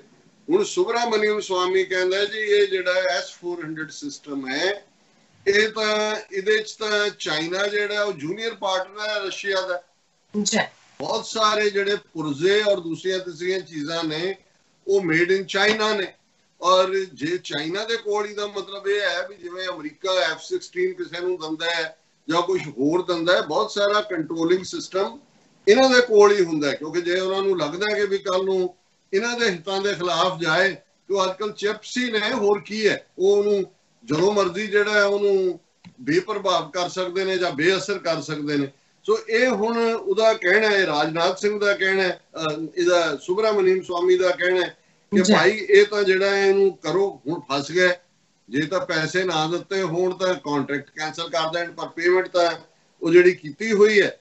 ਔਰ ਇਸ ਸਾਰੇ ਦੇ ਥੱਲੇ ਹੁਣ ਤੁਸੀਂ ਇਹਨਾਂ ਦਾ ਹਾਲ ਉਹੀ ਜਿਹੜਾ ਸਾਡਾ ਪੰਜਾਬੀ ਦਾ ਇੱਕ ਕਾਫੀ ਅਸਰਦਾਰ ਜੁਮਲਾ ਹੈ ਕਿ ਧੋਬੀ ਦਾ ਕੁੱਤਾ ਨਾ ਘਰ ਦਾ ਨਾ ਘਾਟ ਦਾ। ਇਹ ਵੈਸੇ ਬਣਿਆ ਪਤਾ ਨਹੀਂ ਕਿੱਥੋਂ ਹੈ ਕਿ ਭਾਈ ਕਦੇ ਉਹ ਕੁੱਤਾ ਨਾਲ ਜਾਂਦਾ ਹੋਣਾ ਧੋਬੀ ਤੋਂ ਮੁੜ ਕੇ ਘਾਟ ਦੇ ਉੱਤੇ, ਨਹੀਂ ਮੁੜ ਕੇ ਕਦੇ ਸਿਰ ਮਾਰਿਆ ਹੋਣਾ, ਭੌਂਕਣ ਲੱਗ ਗਿਆ ਹੋਣਾ, ਤੇ ਘਰ ਵੀ ਉਹਨੂੰ ਕੋਈ ਰੋਟੀ ਕਿਸੇ ਨੇ ਟੁੱਕ ਨਹੀਂ ਪਾਈ ਹੋਣੀ, ਚਲੋ ਘਾਟ ਤੇ ਤਾਂ ਕੁਝ ਮਿਲਦਾ ਹੋਣਾ, ਤੇ ਨਾ ਫਿਰ ਉਹ ਲੈ ਕੇ ਜਾਏ ਤੇ ਨਾ ਕੋਈ ਘਰ ਵਾਲੇ ਦੇਣ, ਇੱਥੋਂ ਹੋਇਆ ਹੋਏਗਾ। ਲੇਕਿਨ ਹਾਲ ਇਹਨਾਂ ਦੇ ਉੱਤੇ ਢੁਕਦਾ ਹੈ। ਔਰ ਨਾਲ ਦੀ ਨਾਲ ਕਿ ਭਾਈ ਚੀਨ ਕਿੰਨੀ ਵੱਡੀ ਇਸ ਵੇਲੇ ਪਾਵਰ ਹੈ, ਭਾਰਤ ਕੋਈ ਮੈਚ ਨਹੀਂ। ਅਸੀਂ ਇਕਨੋਮੀ ਦੀ ਗੱਲ ਕਰਦੇ ਹਾਂ, 5 ਟਾਈਮਸ ਬਿਗਰ, ਔਰ ਡਿਫੈਂਸ ਬਜਟ ਉਹਨਾਂ ਦਾ ਜਿਹੜਾ ਉਹ ਕਿੰਨਾ ਵੱਡਾ ਹੈ। ਔਰ ਇੱਕ ਅਮਰੀਕਾ ਦੀ ਇੰਸਟੀਚਿਊਟ ਨੇ ਅੱਜ ਜਿਹੜਾ ਉਹ ਇੱਕ ਰਿਪੋਰਟ ਜਾਰੀ ਕੀਤੀ ਹੈ ਕਿ ਭਾਈ ਅਮਰੀਕਾ ਦੇ ਇੱਕ 2019 ਦੇ ਉੱਤੇ ਬੇਸਡ ਕਿ ਚੀਨ ਦੇ ਕੋਲ ਜਿਹੜਾ ਹੈ ਉਹ ਕਿੰਨੀਆਂ ਬੈਲਿਸਟਿਕ ਮਿਸਾਈਲਾਂ, ਕਰੂਜ਼ ਮਿਸਾਈਲਾਂ ਔਰ ਇਹ ਸਾਰੀਆਂ ਕਿੰਨੀਆਂ ਨੇ। ਜੇ ਮੈਂ ਉਸ ਰਿਪੋਰਟ ਨੂੰ ਪੜ੍ਹਾਂ ਤੇ ਵਕਤ ਲੱਗੇਗਾ, ਪਰ ਉਹਨਾਂ ਨੇ ਇਹ ਲਿਬਰਟੀ ਟਾਈਮਸ ਦੀ ਡਿਫੈਂਸ ਰਿਪੋਰਟ ਹੈ, ਉਹਦੇ ਚ ਉਹਨਾਂ ਨੇ ਕਿਹਾ ਵੀ ਜਿਹੜੀ ਰਾਕਟ ਫੋਰਸ ਹੈ ਚੀਨ ਦੇ ਕੋਲ ਬੈਲਿਸਟਿਕ ਮਿਸਾਈਲਾਂ ਜਾਂ ਕਰੂਜ਼ ਮਿਸਾਈਲਾਂ ਦੀ ਇਸ ਵੇਲੇ 2740 ਹੈ, ਜਦੋਂ ਕਿ 2018 ਦੇ ਵਿੱਚ ਇਹ ਸਿਰਫ 810 ਇਹਨਾਂ ਦੇ ਕੋਲ ਹੁੰਦੀਆਂ ਸੀ। ਹੁਣ ਤੁਸੀਂ ਦੇਖ ਲਓ ਕਿ 810 ਤੋਂ ਲੈ ਕੇ ਆਲਮੋਸਟ 4 ਗੁਣਾ ਦੇ ਨੇੜੇ ਤੇੜੇ ਉਹਨਾਂ ਨੇ ਆਪਣੀਆਂ, ਔਰ ਇਹ ਬੜਾ ਸੈਂਸਿਟਿਵ ਟੈਕਨੋਲੋਜੀ ਆ, ਹੋਰ ਵੀ ਉਹਦੇ ਚ ਡੀਟੇਲ ਹੈ ਕਿ ਭਾਈ ਉਹਨਾਂ ਨੇ ਆਪਣਾ ਕੀ ਵਧਾਇਆ, ਔਰ ਜਿਹੜੀ ਉਹਨਾਂ ਦੀ ਜ਼ਮੀਨ ਤੋਂ ਲਾਂਚ ਕਰਨ ਵਾਲੇ ਜਿਹੜੇ ਉਹਨਾਂ ਦੇ ਸਾਰੇ ਇਕਵਿਪਮੈਂਟ ਨੇ ਉਹਦੇ ਤੇ ਕਿੰਨੇ 100 ਮਿਲੀਅਨ ਖਰਚ ਕਰਦੇ ਨੇ। ਸੋ ਮੈਂ ਡੀਟੇਲ ਚ ਨਹੀਂ ਜਾਵਾਂਗਾ। ਸੋ ਇਹ ਰਿਪੋਰਟ ਵੀ ਐਨ ਉਸ ਮੌਕੇ ਦੇ ਉੱਤੇ ਆਈ ਹੈ ਜਿਹਦੇ ਥੱਲੇ ਜਿਹੜਾ ਇਹ ਐਕਸਪੋਜ਼ ਹੋ ਰਿਹਾ ਵੀ ਭਾਰਤ ਤਾਂ ਸਟੈਂਡ ਵੀ ਨਹੀਂ ਕਰ ਸਕਦਾ। ਔਰ ਹੁਣ ਖੁਦ ਉਹਨਾਂ ਦੇ ਉਹ ਕਹਿ ਰਹੇ ਨੇ ਜੀ ਭਾਰਤ ਨੇ ਆਪਣਿਆਂ ਨੂੰ ਕਿਹਾ ਜੀ ਤੁਸੀਂ ਆਹ ਚੀਜ਼ ਇੱਥੋਂ ਖਰੀਦੋ। ਉਹਨਾਂ ਕਿਹਾ ਵੀ ਇਹਦਾ ਮਤਲਬ ਇਹ ਹੈ ਕਿ ਐਵੇਂ ਦਮਗਜੇ ਹੀ ਮਾਰਦੇ ਰਹੇ ਨੇ, ਇਹ ਤਿਆਰ ਹੀ ਨਹੀਂ ਨੇ, ਇਹਨਾਂ ਦੇ ਕੋਲ ਪੱਲੇ ਹੀ ਕੁਛ ਨਹੀਂ ਹੈ। ਸੋ ਮੈਂ ਸਮਝਦਾ ਵੀ ਕੁੱਲ ਮਿਲਾ ਕੇ ਇਸ ਵੇਲੇ ਭਾਰਤ ਦਾ ਪੂਰਾ ਜਲੂਸ ਨਿਕਲਿਆ, ਔਰ ਉਸ ਖਿੱਤੇ ਦੇ ਵਿੱਚ ਜਿਓਗ੍ਰਾਫੀਕਲ ਕੀ ਸਿਚੁਏਸ਼ਨ ਹੈ। ਬਹੁਤ ਵਾਰ ਜਦੋਂ ਅਸੀਂ ਗੱਲ ਕਰ ਰਹੇ ਹਾਂ, ਕਿਉਂਕਿ ਅਸੀਂ ਜਾਂ ਸਾਡੀ ਬਹੁਤੀ ਕਰਾਊਡ ਜਿਹੜੇ ਪੰਜਾਬ ਦੇ ਨੇ, ਨਾ ਉਹਨਾਂ ਨੇ ਉਸ ਕਿਸਮ ਦੇ ਪਹਾੜ ਦੇਖੇ ਨੇ। ਜੇ ਹੁਣ ਨਹਿਰੂ ਕਹਿੰਦਾ ਸੀ ਕਿ ਜੀ not a blade of grass grows there, ਔਰ ਉਹ ਕਿਵੇਂ ਕਈ 100 ਮੀਲ ਤੱਕ ਕਿਵੇਂ ਉਹ ਇੱਕ ਬੈਰਨ ਲੈਂਡ ਹੈ, ਉਹਦੇ ਚ ਕੋਈ ਇਹ ਵੀ ਨਹੀਂ ਹੈ ਕਿ ਕੋਈ ਲੈਵਲ ਥਾਂ ਹੈ। ਵੈਲੀ ਜ਼ਰੂਰ, ਕਿਉਂਕਿ ਉਹ ਜਿੱਥੇ ਗਲਵਾਨ ਵੈਲੀ ਚ ਆ ਕੇ ਚੀਨ ਬੈਠ ਗਿਆ, ਵੈਲੀ ਦਾ ਮਤਲਬ ਵੀ ਪੱਧਰਾ ਹੁੰਦਾ ਹੈ। ਔਰ ਉਸ ਸਾਰੇ ਦੀ ਸਿਚੁਏਸ਼ਨ ਕੀ ਹੈ, ਪਾਕਿਸਤਾਨ ਨੂੰ ਕਿਵੇਂ ਪ੍ਰਭਾਵਿਤ ਕਰਦਾ ਹੈ, ਕਿਉਂਕਿ ਉਹਦੇ ਨੇੜੇ ਹੀ ਉਹ ਕਾਰਗਿਲ ਵੀ ਹੈ, ਉਸੇ ਹੀ ਖਿੱਤੇ ਚ ਸਿਆਚਿਨ ਗਲੇਸ਼ੀਅਰ ਦੀ ਵੀ ਅਸੀਂ ਗੱਲ ਕਰਦੇ ਹਾਂ, ਅਕਸਾਈ ਚਿੰਨ ਦੀ ਵੀ ਗੱਲ ਕਰਦੇ ਹਾਂ, ਕੋਰਾਕਰਮ ਰੋਡ ਦੀ ਵੀ ਗੱਲ ਹੈ, ਚਾਈਨਾ ਪਾਕਿਸਤਾਨ ਇਕਨੋਮਿਕਲ ਕੋਰੀਡੋਰ ਦੀ ਵੀ ਗੱਲ ਹੈ। ਸੋ ਇਸ ਸਾਰੇ ਬਾਰੇ ਸਾਡੇ ਬਹੁਤ ਹੀ ਪਿਆਰੇ ਭੈਣ ਜੀ ਅਦੀਲਾ ਨੌਰੀਨ ਜੀ, ਜਿਹੜੇ ਖੁਦ ਜਿਹੜੇ ਨੇ ਉਹ ਡਿਫੈਂਸ ਮੈਟਰਸ ਦੇ ਉੱਤੇ, ਫੋਰਨ ਪਾਲਿਸੀ ਦੇ ਉੱਤੇ ਉਹਨਾਂ ਦੇ ਕਾਲਮ ਜਿਹੜੇ ਨੇ ਉਹ ਸਾਹਮਣੇ ਆਉਂਦੇ ਨੇ, ਅਸੀਂ ਉਹਨਾਂ ਨੂੰ ਡਿਸਕਸ ਵੀ ਕਰਦੇ ਹਾਂ। ਉਹਨਾਂ ਨੇ ਔਰ ਉਹਨਾਂ ਦੇ ਬੇਟੇ ਉਮਰ ਵਕਾਰ ਜੀ ਨੇ ਬੜੀ ਮਿਹਨਤ ਦੇ ਨਾਲ, ਕਿਉਂਕਿ ਮੇਰੇ ਲਈ ਵੀ ਉਹ ਇੱਕ ਜਾਣਕਾਰੀ ਭਰਪੂਰ ਸੀ ਕਿ ਬਈ ਕਿਵੇਂ ਉਹ ਖਿੱਤਾ ਕੀ ਹੈ। ਉਹਨਾਂ ਨੇ ਇੱਕ 7 ਮਿੰਟ ਦੀ ਜਿਹੜੀ ਹੈ ਵੀਡੀਓ, ਔਰ ਉਹਨਾਂ ਨੇ ਬੜੇ ਮਾਣ ਦੇ ਨਾਲ ਸਾਨੂੰ ਭੇਜੀ। ਤੁਹਾਨੂੰ ਵੀ ਹਮੇਸ਼ਾ ਐਡਮਾਇਰ ਕਰਦੇ ਨੇ। ਔਰ ਉਹ ਹੈ Indo China stand of operational scenario, ਕਿ ਵੀ ਜਿਹੜਾ ਸਟੈਂਡ ਆਫ ਹੈ ਉੱਥੇ ਸਿਨੈਰੀਓ ਉਹਦਾ ਗਰਾਊਂਡ ਕੀ ਹੈ, ਕਿਉਂਕਿ ਬਹੁਤ ਵਾਰ ਲੜਾਈ ਦੇ ਨਾਲੋਂ ਵੀ ਇੱਕ ਟਰਮ ਫੌਜੀ ਸੈਂਸ ਯੂਜ਼ ਹੁੰਦੀ ਹੈ, ਜਨਰਲ ਜੋਗਰਾਫੀਆ ਕਿ ਜੀ, ਜਾਂ ਜਨਰਲ ਵੈਦਰ, ਇਹ ਦੋ ਲਫ਼ਜ਼ ਇਸਤੇਮਾਲ ਹੁੰਦੇ ਨੇ। ਇਹ ਤਾਂ ਹੁੰਦਾ ਨਾ ਜੀ ਫਲਾਣ ਫੌਜ ਦਾ ਜਨਰਲ ਫਲਾਣਾ ਜਾਂ ਜਨਰਲ ਫਲਾਣਾ। ਸੋ ਲੇਕਿਨ ਜੰਗ ਦਾ ਜਿਹੜਾ ਮੈਦਾਨ ਹੈ ਜਾਂ ਉੱਥੇ ਮੌਸਮ ਕਿਸ ਕਿਸਮ ਦਾ ਹੈ, ਔਰ ਉਸ ਧਰਤੀ ਦਾ ਜੋਗਰਾਫੀਆ ਕੀ ਹੈ, ਪਹਾੜੀ ਹੈ। ਹੁਣ ਜੇ ਅਫਗਾਨਿਸਤਾਨ ਦਾ ਅਸੀਂ ਦੇਖਦੇ ਹਾਂ, ਜੇ ਉੱਥੇ ਮੁਜਾਹਿਦੀਨ ਹੋਣ ਜਾਂ ਤਾਲਿਬਾਨ ਹੋਣ, ਉਹਨਾਂ ਨੇ ਸੋਵੀਅਤ ਯੂਨੀਅਨ ਜਾਂ ਨੈਟੋ ਫੋਰਸਿਸ ਉਹਨਾਂ ਨੂੰ ਡਿਫੀਟ ਕੀਤਾ ਹੈ। ਇੱਕ ਵੱਡਾ ਕਾਰਨ ਜਿਹੜੀ ਜਿੱਥੇ ਉਹਨਾਂ ਦੀ ਸਪਿਰਿਟ ਫੀਅਰਸਲੀ ਇੰਡੀਪੈਂਡੈਂਟ ਹੈ, ਪਰ ਉਹਦੇ ਨਾਲ ਨਾਲ ਉਸ ਕਿਸਮ ਦਾ ਹਿੱਲੀ ਏਰੀਆ, ਲੁਕਣ ਦੀ ਥਾਂ, ਤੁਸੀਂ ਇੱਕ ਪੋਜੀਸ਼ਨ ਲੈ ਲੈਂਦੇ ਹੋ, ਉੱਤੋਂ ਥੱਲੇ ਨੂੰ ਮਾਰ। ਇਸੇ ਲਈ ਜਿਹੜੇ ਲੋਕਲ, ਜਦੋਂ ਵਿਤਨਾਮ ਦੇ ਵਿੱਚ ਅਮਰੀਕਾ ਨੂੰ ਕੁੱਟ ਪਈ, ਇੱਕ ਗੱਲ ਅਮਰੀਕਾ ਦੇ ਐਕਸਪਰਟਸ ਨੇ ਉਦੋਂ ਕਹੀ, ਜਿਹਦਾ ਸਬਕ ਉਹਨਾਂ ਨੇ ਨਹੀਂ ਸਿੱਖਿਆ ਔਰ ਅਫਗਾਨਿਸਤਾਨ ਜਾ ਕੇ ਫਿਰ ਉਤਰੇ ਜਾਂ ਇਰਾਕ ਚ ਵੀ ਗਏ, ਉਹਨਾਂ ਨੇ ਕਿਹਾ ਜੀ ਕਿ we never fight on the ground in Asian region, ਕਿ ਕਦੇ ਵੀ ਧਰਤੀ ਤੇ ਉੱਤਰ ਕੇ ਫੌਜ ਨਾ ਉਤਾਰੋ, ਉੱਤੋਂ ਮਿਜ਼ਾਈਲਾਂ ਮਾਰ ਦਿਓ, ਕੁਛ ਹੋਰ ਕਰ ਲਓ, ਇੱਥੇ ਨਾ ਉਤਾਰੋ। ਇਹ ਨਹੀਂ ਹੈ। ਲੇਕਿਨ ਅਸੀਂ ਸਮਝਦੇ ਹਾਂ ਵੀ ਸਭ ਤੋਂ ਦੁਨੀਆ ਦੀ highest fighting place, landing place ਜਿਸ ਖਿੱਤੇ 'ਚ ਸਾਰਾ ਚੱਲ ਰਿਹਾ ਹੈ, ਇਹ ਉਹਨਾਂ ਨੇ ਜਿਹੜਾ ਬੜੀ ਮਿਹਨਤ ਦੇ ਨਾਲ ਅਦੀਲਾ ਨੌਰੀਨ ਜੀ ਨੇ ਔਰ ਉਮਰ ਵਕਾਰ ਜੀ ਨੇ ਇਸ ਨੂੰ ਤਿਆਰ ਕੀਤਾ। ਪਰ ਉਹ ਕਰੂਜ਼ ਕਰਨ ਤੋਂ ਪਹਿਲਾਂ ਤੁਸੀਂ, ਕਿਉਂਕਿ ਕਰੋਨਾ ਅਪਡੇਟ ਬਾਰੇ ਵੀ ਪੁੱਛਿਆ, ਮੈਂ ਬਹੁਤ ਵਕਤ ਨਹੀਂ ਲਵਾਂਗਾ। ਔਰ ਬੜੀ ਤੇਜ਼ੀ ਦੇ ਨਾਲ ਵਾਧਾ ਹੋ ਰਿਹਾ ਹੈ ਕੇਸਿਸ ਭਾਰਤ ਦੇ ਵਿੱਚ। ਜਿਸ ਤੇਜ਼ੀ ਦੇ ਨਾਲ ਕੇਸ ਹੁਣ ਤਾਂ ਜਿਹੜੇ ਨੇ 25-25 ਹਜ਼ਾਰ ਕੇਸ ਪਿਛਲੇ ਦਿਨਾਂ 'ਚ ਰੋਜ਼ ਆਏ ਨੇ, ਮੌਤਾਂ ਦੀ ਗਿਣਤੀ ਵੀ ਵਧੀ ਹੈ। ਦਿੱਲੀ ਦੇ ਵਿੱਚ ਇਸ ਵੇਲੇ ਕਮਿਊਨਿਟੀ ਸਪਰੈਡ ਜਿਹਨੂੰ ਕਹਿੰਦੇ ਨੇ, ਉਸ ਲੈਵਲ ਤੇ ਪਹੁੰਚ ਗਿਆ। ਤੇਲੰਗਾਨਾ ਵੀ ਜਿਹੜਾ ਵਸਟ ਹਾਲਤ ਦੇ ਵਿੱਚ ਹੈ। ਔਰ ਟੋਟਲ ਕੇਸ ਦੁਨੀਆ 'ਚ 9,12,653 ਨੇ, ਔਰ ਟੋਟਲ ਮੌਤਾਂ 4,71,848 ਨੇ। ਔਰ ਉਹਨਾਂ ਚੋਂ ਅਮਰੀਕਾ ਦਾ ਸਭ ਤੋਂ ਜ਼ਿਆਦਾ ਜਿਹੜਾ ਕਰੋਨਾ ਪੋਜ਼ਿਟਿਵ ਕੇਸਿਸ ਦਾ ਔਰ ਡੈਥਸ ਦਾ ਸ਼ੇਅਰ ਹੈ। 2,03,66,957 ਅਮਰੀਕਾ 'ਚ ਟੋਟਲ ਕੇਸ ਨੇ, ਔਰ 1,22,373 ਡੈਥਸ ਨੇ। ਭਾਰਤ ਜਿਹੜਾ ਕਿ ਚੌਥੇ ਨੰਬਰ ਤੇ ਹੈ ਹੁਣ, ਪਰ ਮੈਨੂੰ ਲੱਗਦਾ ਅਗਲੇ 3-4 ਦਿਨਾਂ 'ਚ ਇਹਨਾਂ ਨੇ ਰਸ਼ੀਆ ਨੂੰ ਪਿੱਛੇ ਛੱਡ ਜਾਣਾ, ਜਿਹੜਾ ਤੀਸਰੇ ਨੰਬਰ ਤੇ ਹੈ। ਸੋ ਇੰਡੀਆ ਦੇ ਵਿੱਚ ਇਸ ਵੇਲੇ 4,35,560 ਕਰੋਨਾ ਪੋਜ਼ਿਟਿਵ ਨੇ ਔਰ 13,876 ਡੈਥਸ ਨੇ। ਪਾਕਿਸਤਾਨ ਦੇ ਵਿੱਚ ਵੀ ਕੋਈ ਹਾਲਾਤ ਠੀਕ ਨਹੀਂ ਨੇ। 13ਵੇਂ ਨੰਬਰ ਤੇ ਹੈ ਪਾਕਿਸਤਾਨ, ਔਰ 1,81,088 ਜਿਹੜੇ ਨੇ ਟੋਟਲ ਕੇਸ ਨੇ, ਔਰ 3,590 ਡੈਥਸ ਨੇ। ਸੋ ਮੈਂ ਆਪਣੀ ਟੈਕਨੀਕਲ ਟੀਮ ਨੂੰ ਕਹਾਂਗਾ ਕਿ ਜਿਹੜੀ ਵੀਡੀਓ ਦਾ ਮੈਂ ਜ਼ਿਕਰ ਕੀਤਾ Indo China stand of operational scenario ਉਸ ਨੂੰ ਚਲਾ ਦੇਣ। Today's video focuses on the military implication of Indo-China standoff, covering border geography, vulnerabilities and force posturing. It also covers maritime orientation and comparison of air infrastructure. To start, let's look at thousands of kilometers long line of control between China, Nepal, India and Pakistan. And we begin with the Mount Everest and go west along the lofty Himalayas. This is the view of China-Nepal border, and it gives you an idea on the difficulty and treachery of the terrain. Very high mountains ranging from 20,000 to 28,000 feet, and deep gorges, virtually no infrastructure to move large-scale forces, and this terrain creates a vulnerability of the defender as well as the attacker, more for the attacker. Any terrain lost in the mountain will be very difficult to recover because you requires enormous ratios, almost 6 to 1 in case you want to capture a high feature. Indian vulnerability of line of communication is obvious. Starting from Srinagar in the occupied Kashmir, it climbs up the Zojila Pass and moves very close to LOC between Pakistan and India, which is marked in red. This makes it very vulnerable. From famous town of Kargil, which is shown here, it goes along the Indus River toward Leh.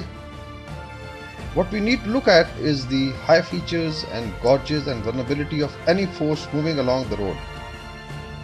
It finally moves southeast towards Leh Baul, which is headquarters of 14 Corps and houses main supply base of Ladakh.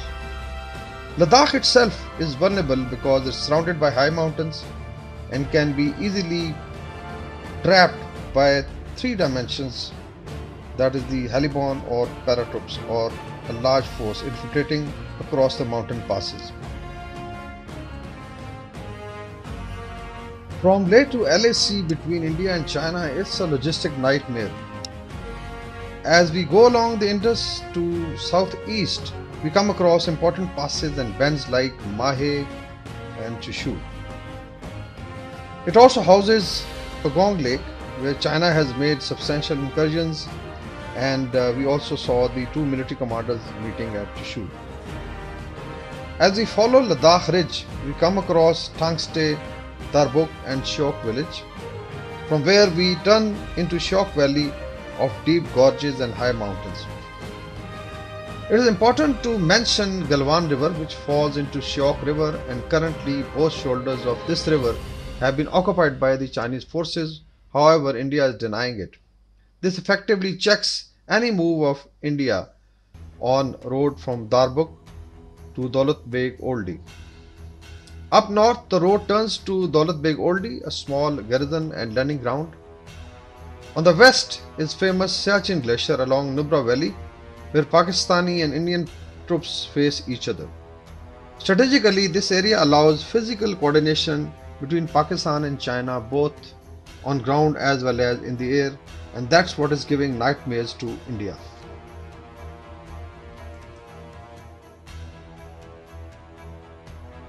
Let's have a look at the Indo-Pacific. Here we find the famous South China Sea and location of the country like China, Philippines, Vietnam and Southeast Asian nations. Looking at the chord between India, Australia, Japan and US, it's funny as no one shares any borders, and the size of the Pacific Ocean makes it a red herring. What most of the defense analysts in Pakistan are missing is the Chinese naval presence in the Indian Ocean and the Indo-Pacific. China has presence in Djibouti, Hambantota of Sri Lanka, Myanmar and a good coordination with Pakistan. They are also building an island in the Maldives. On the contrary, India is trying to bring in navies of extra-regional powers into Indian Ocean. Indian defense analysts, including some 3- and 4-star retired generals, have been talking of 4 commands of Indian Army available against China. It's a bluff. Indian Northern Command, Western Command, Central Command and Eastern Command are primarily meant for Pakistan and can hardly spare any infantry and artillery. Same is true with the Indian Air Force. Out of 1700 aircrafts, it can only spare 400 to 500 aircrafts against China, who has almost 5000 aircrafts. So IAF with Abhinandan type pilots would be roasted in 24 hours.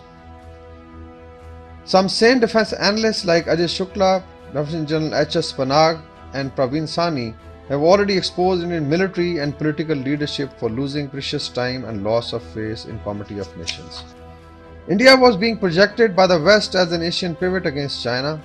Today, China has shown to the world that India is a paper tiger who cannot defend its own territory. While the standoff may continue for a while, India's stature in the region has got a swear hit. No wonder countries like Nepal are standing up to Indian bullying. Can India afford a limited war? Well, war needs a real 56-inch chest, and Narendra Modi has become a meek leader with feet of clay. China has achieved her strategic objectives without firing a shot. That's what is Sun Tzu's philosophy of war.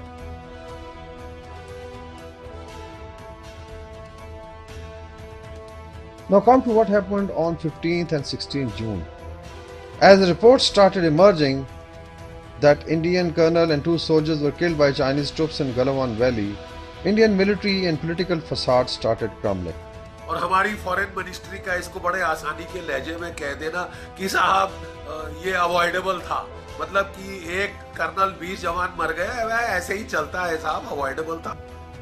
As of 17th June, we know that India has suffered massive casualties, 20 killed, score seriously injured and many missing. What lies ahead is anybody's guess.